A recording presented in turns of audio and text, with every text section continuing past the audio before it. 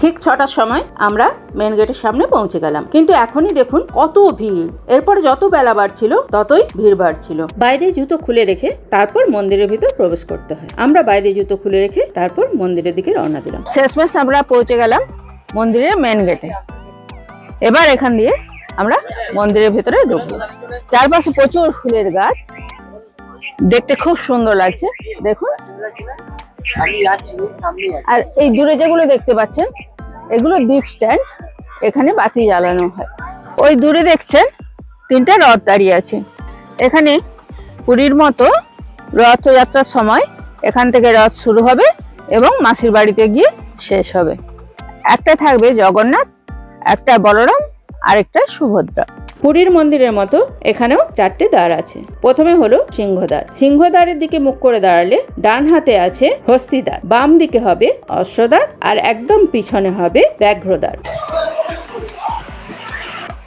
এখন আমি প্রবেশ করছি সিংহদ্বার দিয়ে। এরপর চলুন পরে পরে কি আছে দেখাচ্ছি।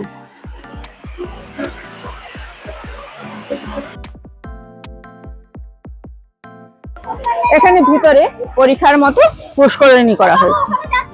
এখানে পদ্মের চাষ হচ্ছে। দেখুন, সুন্দর পদ্ম ফুল ফুটে আছে, গোলাপি পদ্ম, কি অপূর্বই না লাগছে। ভিতরে খোদাই করা পাথরে কৃষ্ণের বিভিন্ন রকম রূপ। আমি এই রূপের নাম জানি না, আপনারা যদি জানেন কমেন্ট করে আমাকে একটু জানাবেন তো। আমরা এবার মেন মন্দিরের দিকে রওনা হলাম। সামনেই দেখতে পাবেন মেন মন্দির। এই হলো মেন মন্দির।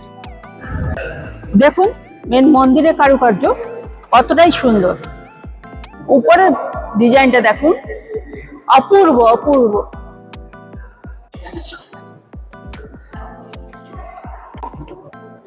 কি অপূর্ব মোটা মোটা কাঠের কাজ, দেখলে চোখ জুড়িয়ে যায়।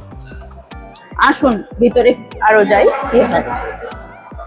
ভিতরে আছে জগন্নাথ, সুভদ্রা আর বলরামের মূর্তি। সেটা আমি পরের ভিডিওতে দেখাবো। আরো কৃষ্ণের বিভিন্ন রকম রূপও এখানে রাখা আছে, সব দেখাবো। তার জন্য আমার চ্যানেলটিকে আপনারা সাবস্ক্রাইব করে রাখুন। ধন্যবাদ।